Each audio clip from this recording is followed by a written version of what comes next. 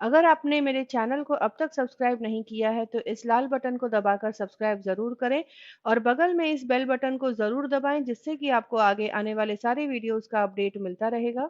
आज मैं आपको बताऊंगी टोमेटो प्यूरी घर पर किस तरह से बनाते हैं। मार्केट से हम टोमेटो प्यूरी खरीद कर यूज़ करते हैं।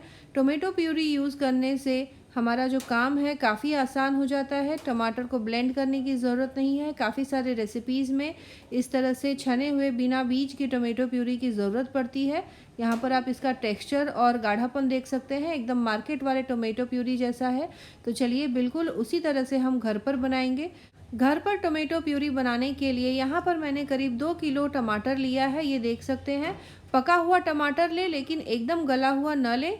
टमाटर अगर ज़्यादा गला हुआ होगा तो उसमें पानी की क्वांटिटी ज़्यादा होगी और पल्प काफ़ी कम निकलेगा और खट्टापन भी उसमें बहुत ज़्यादा नहीं होता है। तो बैलेंस फ्लेवर के लिए पका हुआ टमाटर लेकिन ठोस रहे उस हिसाब से आप चुन कर लें और फिर इस तरह से छोटे टुकड़ों में काट कर प्रेशर कुकर में डाल लेना है। ज़रा सा पानी, करीब आधा कप मैंने डाला है और अब इसे 3 सीटी तक प्रेशर कुक कर लूँगी। यहाँ पर मैंने कलर देने के लिए 1/4 कप बीटरूट को छोटे टुकड़ों में काट कर डाला है जिससे कि बहुत अच्छा रंग आ जाएगा। यहाँ पर ये देखिए बीटरूट और टमाटर अच्छे से पक गया है। तो अब इसे ब्लेंडर में लेकर अच्छे से पीस लें, इसका एकदम फाइन पेस्ट बना लें। तो यहाँ पर टमाटर जो है वो ठंडा हो गया है, इसे मैं ब्लेंडर में ले लूँगी।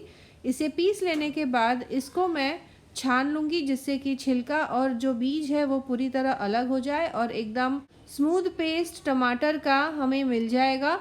तो यहाँ पर ये देखिए मैंने ब्लेंड कर लिया सारी चीज़ों को। अब स्ट्रेनर से इसे अच्छे से छान लेना है।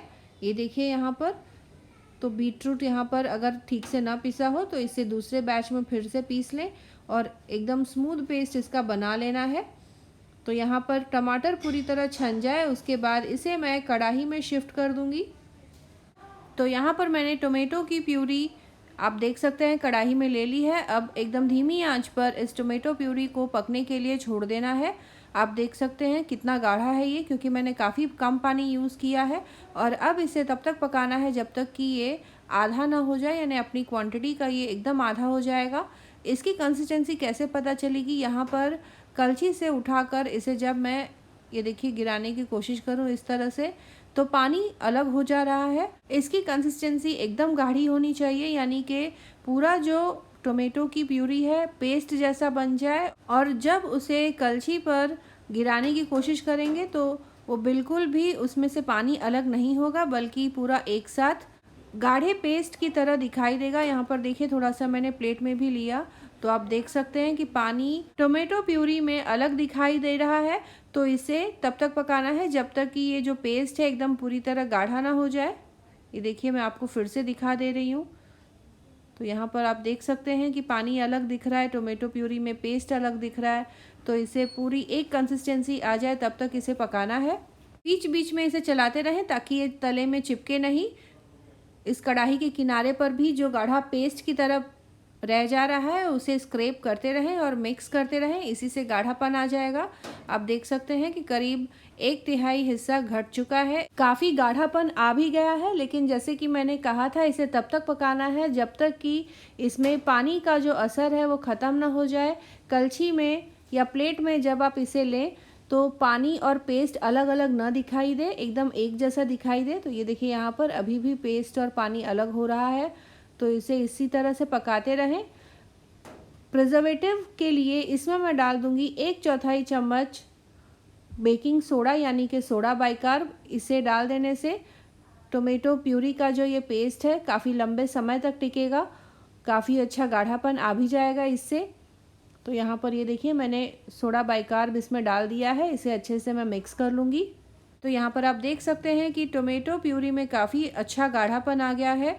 पहले जितना टोमेटो प्यूरी था उसके मुकाबले ये आधा हो गया है।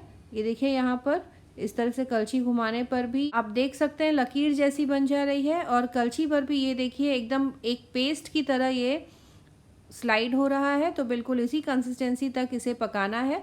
यहाँ पर हमारा टोमेटो प्यूरी बनके तैयार हो गया है। इसे एक एयर टाइट कंटेनर में भरकर फ्रिज में आप करीब महीने भर तक रख सकते हैं और अपनी सब्ज़ी या दाल किसी भी चीज़ में डालकर इसे यूज़ करें, बनाएं, आपके डिशेस काफ़ी अच्छे बनेंगे। यहाँ पर आप इसकी कंसिस्टेंसी देख सकते हैं कितना अच्छा गाढ़ापन है। तो इस तरह से आप टोमेटो प्यूरी बनाकर स्टोर कर सकते हैं। आप इस रेसिपी को ज़रूर ट्राई करें और कमेंट करें अपने एक्सपीरियंस के बारे में। दोस्तों और रिश्तेदारों के साथ भी इस रेसिपी को ज़रूर शेयर करें। मिलते हैं अगले एपिसोड में इसी तरह से एक और नई टेस्टी रेसिपी के साथ। Thanks for watching.